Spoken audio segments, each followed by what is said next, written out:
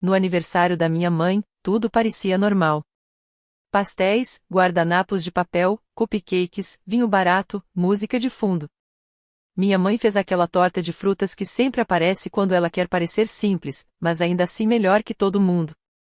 Meu pai contava mais uma história sobre como a vida costumava ser difícil.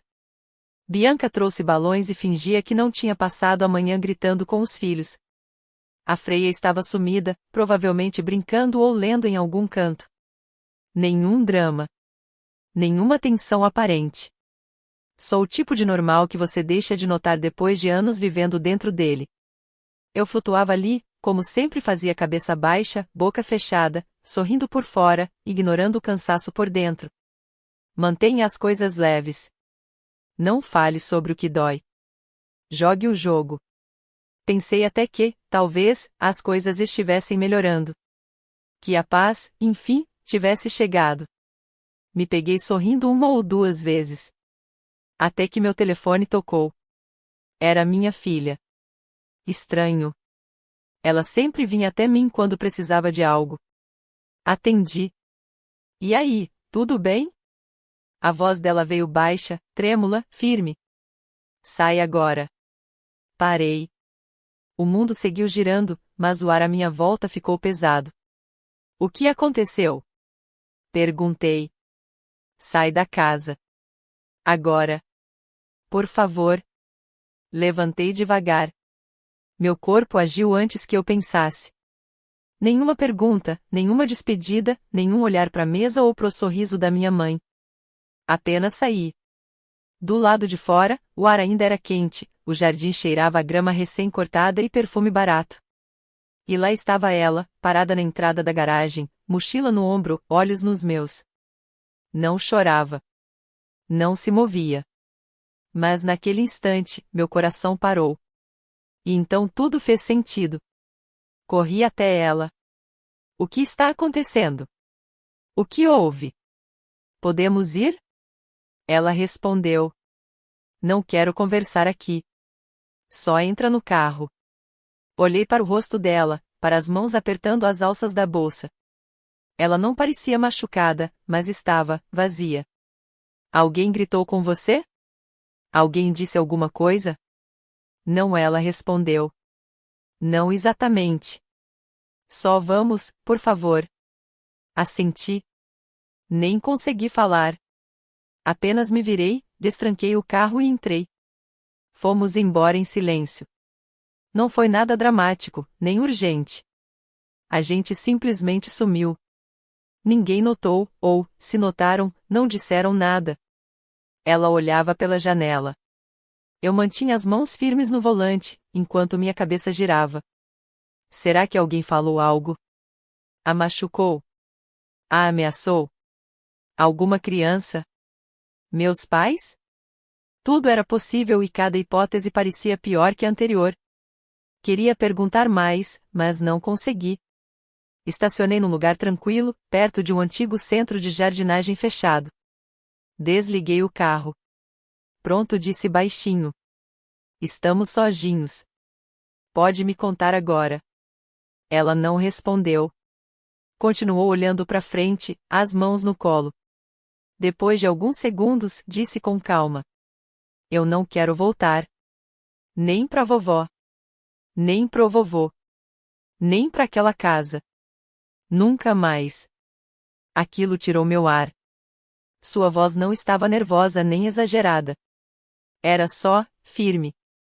Como quem já tinha decidido há muito tempo e agora só estava verbalizando. Eu não entendo, murmurei. Achei que estava tudo bem. O que aconteceu? Ela apenas balançou a cabeça. Por favor, não me faz voltar. Fiquei ali, encarando o volante, tentando entender, tentando montar um quebra-cabeça sem ter as peças. Por fim, disse. Tudo bem. Eu não vou te levar de volta. E foi isso.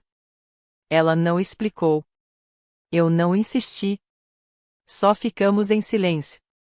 Eu, me perguntando como não viu o que ela viu. E ela, tentando recuperar o fôlego no banco do passageiro. Fiquei revivendo o dia na minha cabeça, cada olhar, cada palavra, cada detalhe. e nada. Isso foi o mais assustador. Aquilo me pegou desprevenida. Era a casa onde cresci. As pessoas que eu achava que conhecia. Mas ela viu algo que a fez querer fugir. E eu nunca vou esquecer a voz dela no telefone como se a vida dela dependesse de sair dali. E, de certo modo, a minha também.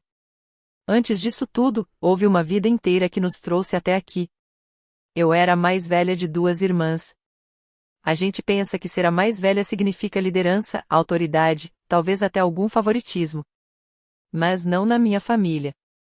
Lá, ser a mais velha era ser a cobaia. Vamos ver o que acontece se a gente fizer isso com a criança. Quando fiz 15 anos e arrumei um emprego numa padaria, meus pais vibraram não por orgulho, mas porque agora eu podia ajudar nas contas. Aqui em casa, todo mundo contribui, dizia minha mãe, enquanto ignorava meu pedido por uma calça jeans nova. Aos 16, entregava metade do meu salário e fazia turnos de fim de semana sem que ninguém me pedisse. Eu dizia para mim mesma que era maduro, responsável, nobre até. Aí minha irmã chegou à mesma idade, sem trabalho, sem cobranças, sem obrigações. Dormia até tarde, passeava no shopping, e eu lá enfiada em sabão e exausta.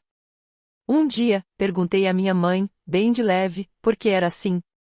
Ela simplesmente não tem o mesmo porte físico que você, foi o que minha mãe disse, como se eu fosse uma peça de fábrica e minha irmã, uma boneca delicada de porcelana.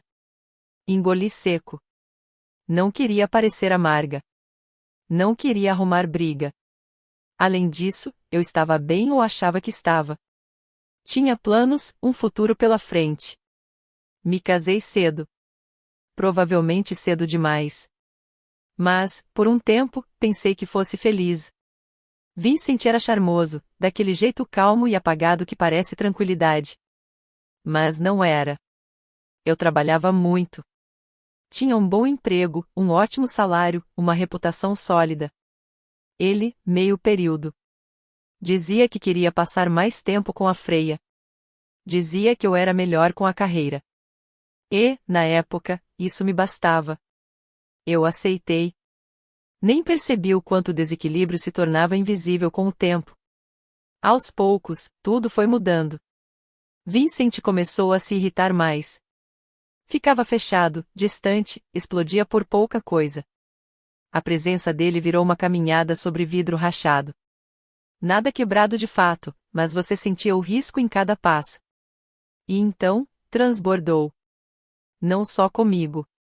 Com nossa filha também. Ele não batia, não machucava fisicamente. Mas gritava. Dava murros nas portas. Ficava dias em silêncio. Sussurrava ameaças baixinho, só o suficiente para negar depois. A gota foi a garrafa. Ele a arremessou do outro lado da sala. Não atingiu ninguém. Ele disse que não foi de propósito. Mas nossa filha estava no corredor quando ela se estilhaçou. Ela se encolheu tanto que deixou cair a caneca que segurava. E, naquele instante, alguma coisa em mim quebrou também. Não esperei para ver o que viria depois. Arrumei uma mala, peguei minha filha e fui embora.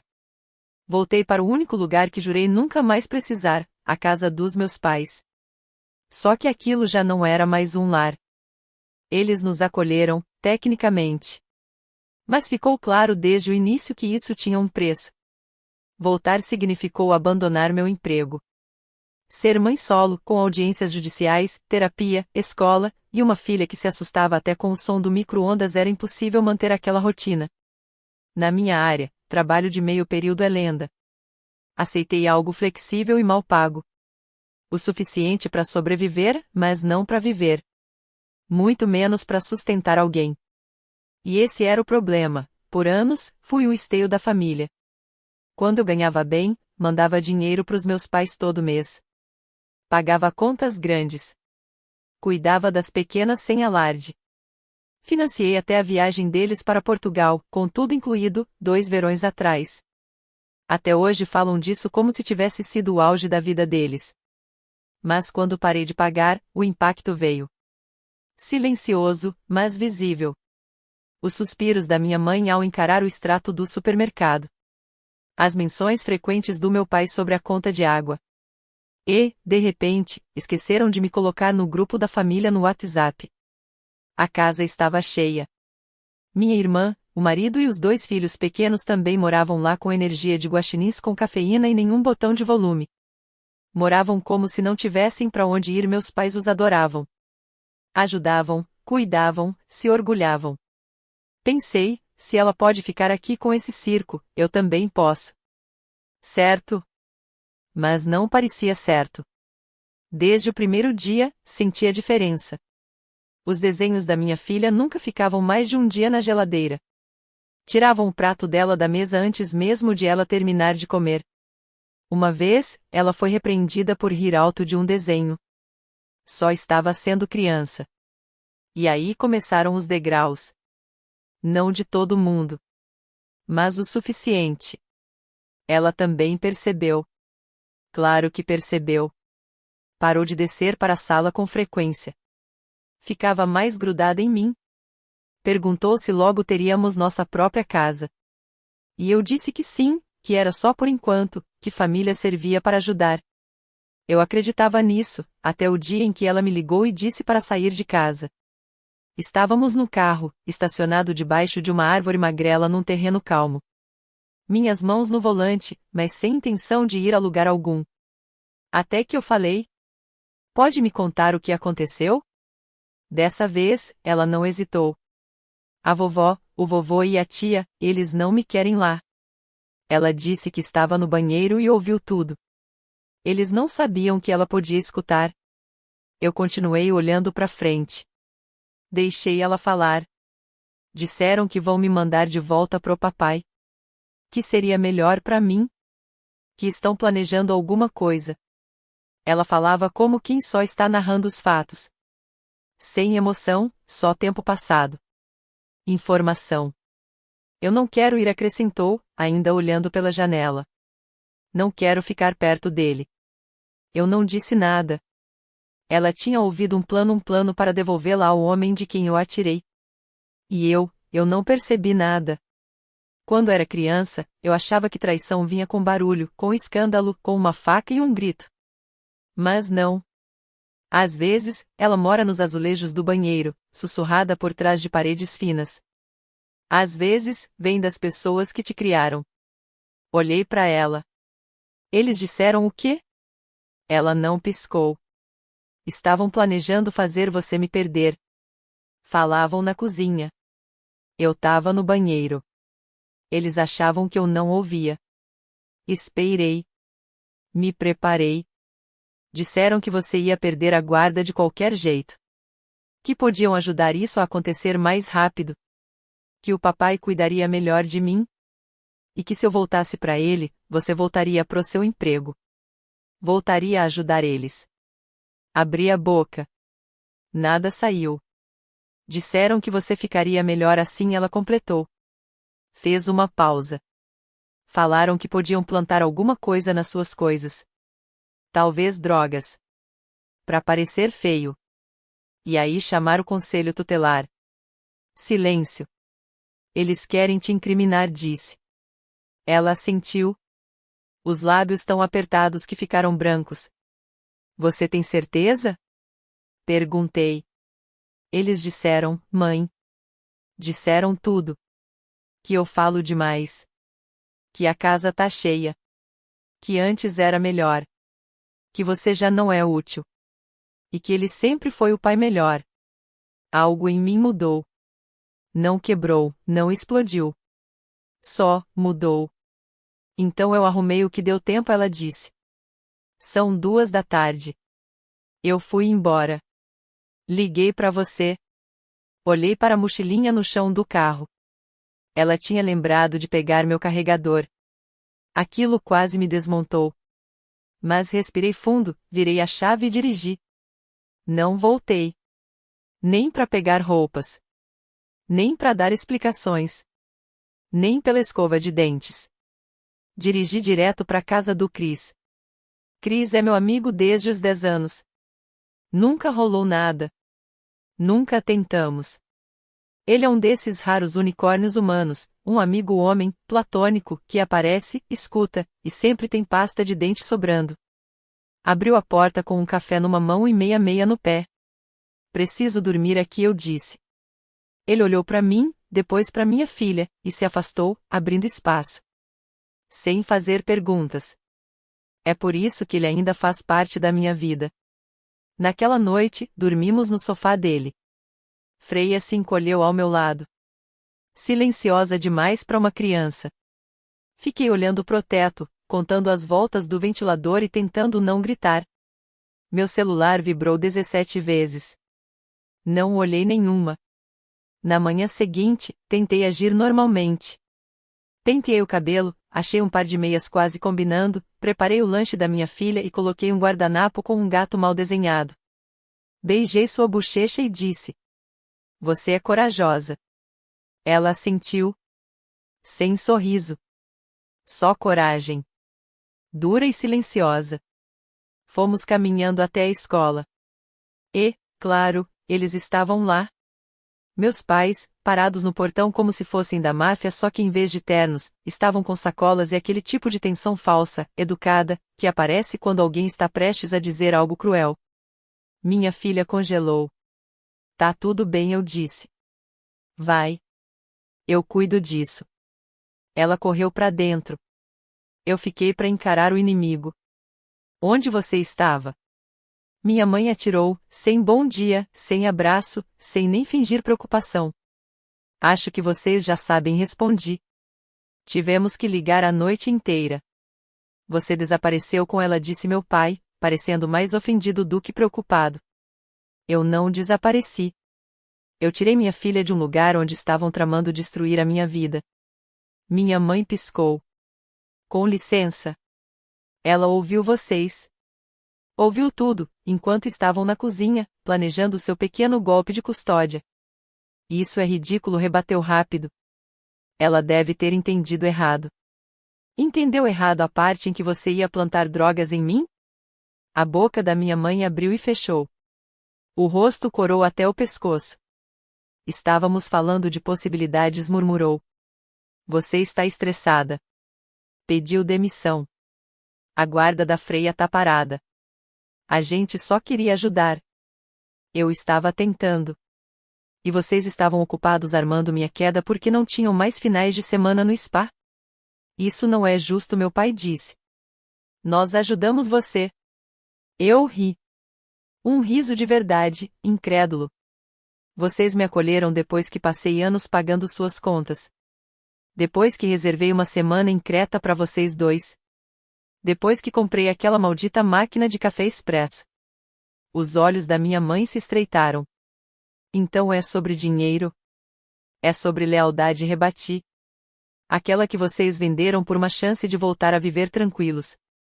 "A gente só queria o melhor para ela", disse meu pai. "Vocês vivem brigando." "Ele sempre foi bom com ela." Ele jogou uma garrafa na parede enquanto ela estava no quarto. "Ele não era pai. Era uma ameaça. E vocês sabiam." Minha mãe cruzou os braços. "Você é emotiva." "Tá exagerando." "Chega", interrompi. "Chega de deixar vocês reescreverem tudo. Vocês tentaram arruinar minha guarda. Tentaram apagar meu papel de mãe para voltarem a se sentir confortáveis." Silêncio. Olhei para os dois. "Querem conforto? Vão ter. A partir de agora, vocês não vão ouvir mais nada de mim. Nenhuma mensagem, nenhuma visita, nenhum cheiro." "Não seja dramática", disse meu pai. Virei as costas. "Vocês ainda não viram nada de drama." E fui embora. Naquela noite, Chris me encontrou na cozinha dele. Eu estava abraçada a uma caneca de chá que nem cheguei a beber. "Tá tudo bem?" Ele perguntou com gentileza. Não respondi. "Mas pelo menos agora sei onde estou." Frei apareceu em silêncio, de pijama, com o guardanapo na mão, aquele com o gato mal desenhado. Sentou ao meu lado, encostou a cabeça no meu braço e não disse nada. Eu também não chorei. Não por não estar arrasada, mas porque estava exausta demais para isso. Eu tinha perdido meus pais. Ou talvez só tenha aceitado que eles nunca foram meus de verdade. Mas o que eu não tinha perdido, era ela. sentada ali comigo. E eu queimaria o mundo inteiro antes de deixar alguém tirá-la de mim de novo. Você pensaria que, depois de tudo, eu teria aprendido a relaxar quando o silêncio chegasse. Mas não. O silêncio, para mim, virou sinal de alerta. Já faziam semanas sem nenhuma mensagem dos meus pais. Nenhuma ligação, nenhuma ameaça, nenhum primo curioso aparecendo. Nada. Nathan chamou isso de paz. Eu chamava de suspeito. Freya estava melhorando aos poucos. Voltou a dormir, a comer. E começou a desenhar uns quadrinhos estranhos, lobos lutando contra cobras.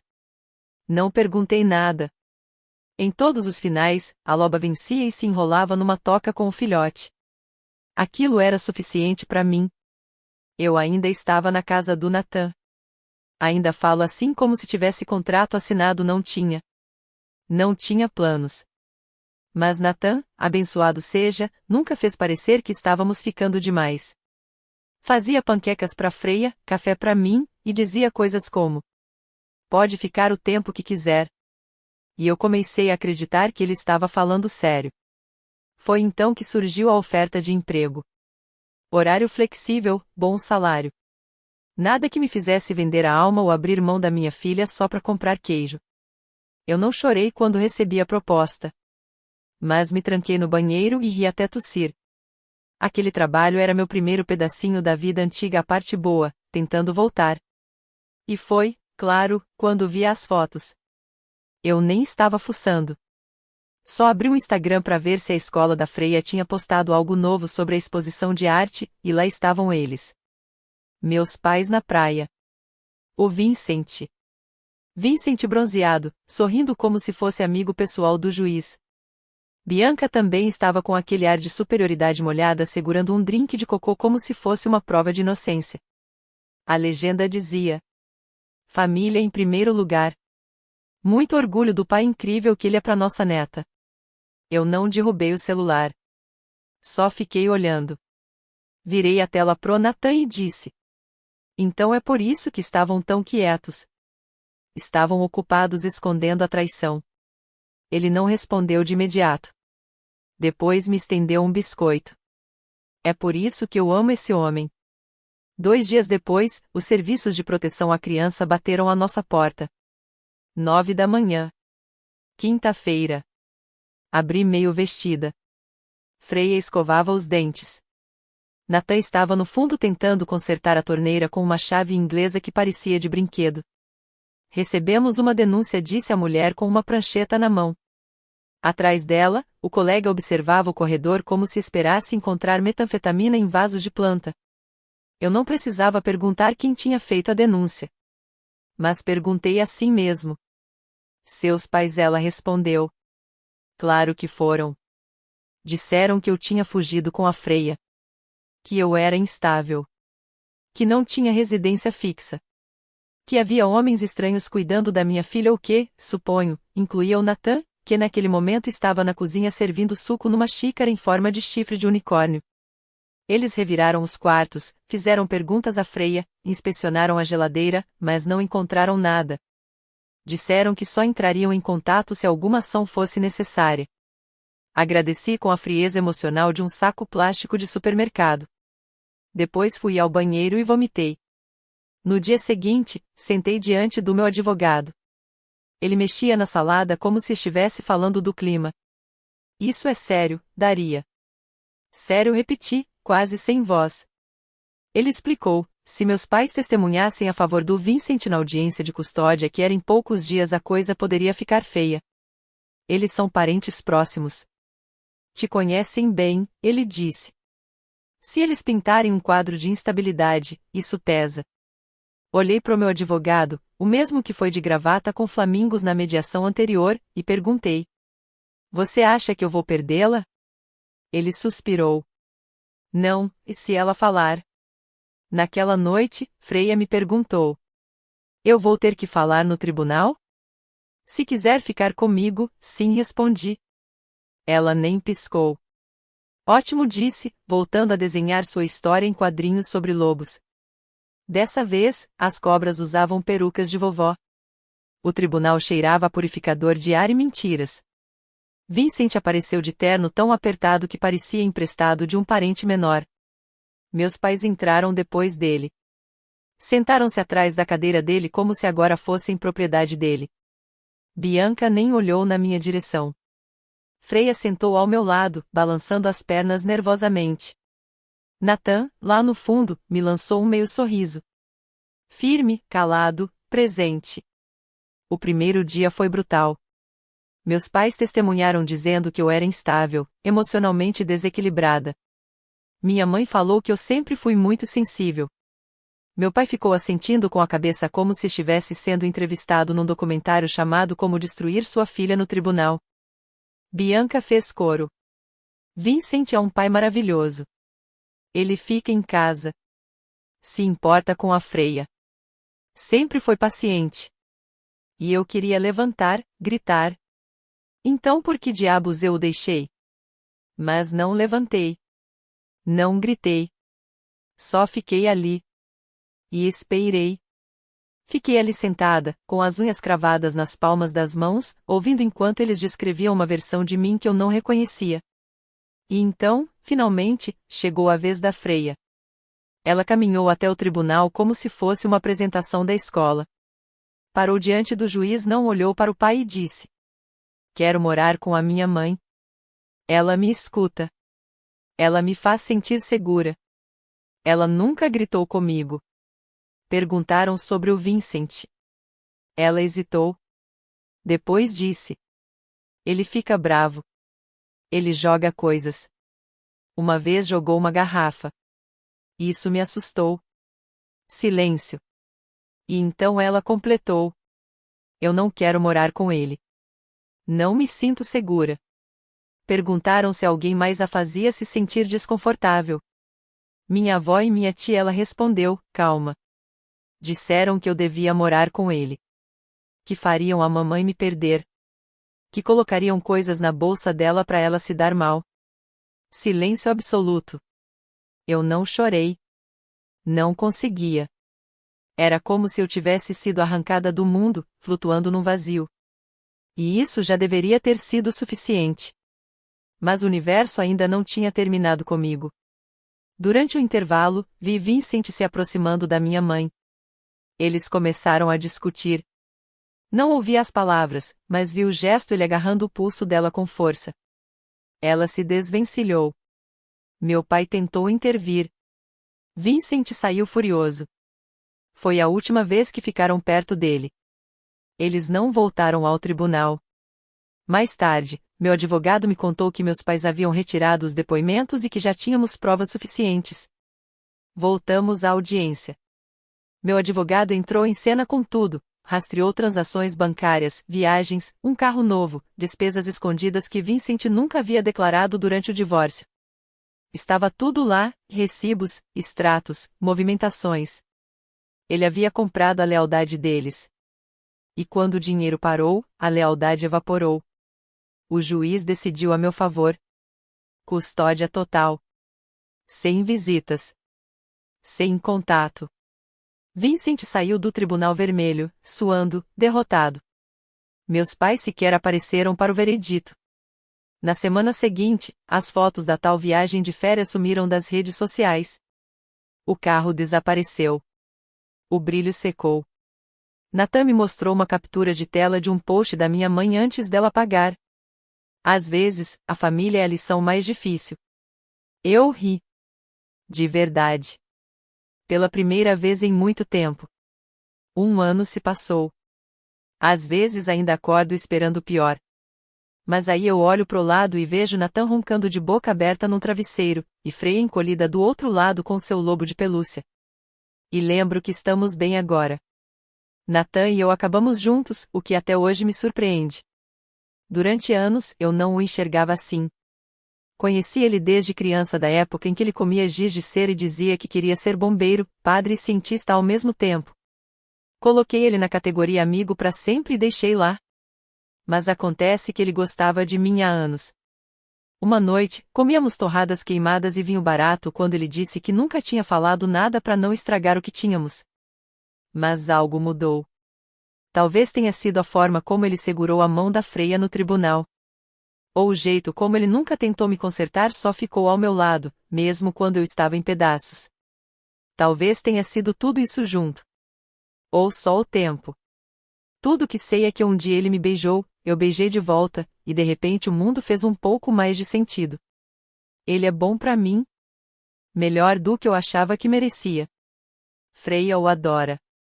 Ele constrói castelos de papelão com ela, ouve suas teorias sobre lobos como se fossem artigos científicos, e a deixa ganhar no Mario Kart exatamente metade das vezes. Outro dia, ela disse pra ele: "Estou feliz que você faz parte do nosso bando." Ele chorou no corredor. Nega até hoje, mas eu vi. Meus pais ainda tentaram uma reconciliação. Apareceram na minha porta no sábado de manhã. Com panquecas. Panquecas reais. Como se o cheiro da traição pudesse ser disfarçado com xarope. Disseram que não sabiam como Vincent realmente era. Que talvez a gente pudesse superar tudo. Eu nem consegui responder. Nathan entrou no corredor, olhou nos olhos deles e disse, com toda a calma do mundo: "Vocês precisam ir embora. Agora." Freya espiou pela porta e assentiu, como se estivesse me apoiando silenciosamente. Eles foram embora. Desde então, nunca mais deram sinal de vida. Soube por terceiros que as coisas não têm sido fáceis para eles. Financeiramente, estão enfrentando dificuldades. Alguns parentes e antigos amigos cortaram relações depois de descobrirem o que eles tentaram fazer. Aparentemente, armar contra a própria filha para recuperar uma babá de graça e um fundo para férias não cai muito bem no Bridge Club. Quanto a mim, estou bem. Na verdade, melhor do que bem. Tenho um emprego estável que me dá orgulho, uma filha que ri até dormindo, e um parceiro que me faz sentir segura de um jeito que eu nem sabia que precisava. Não é uma vida chamativa. Nem perfeita. Mas é a minha. E eu vou lutar com unhas e dentes para mantê-la. Fui longe demais?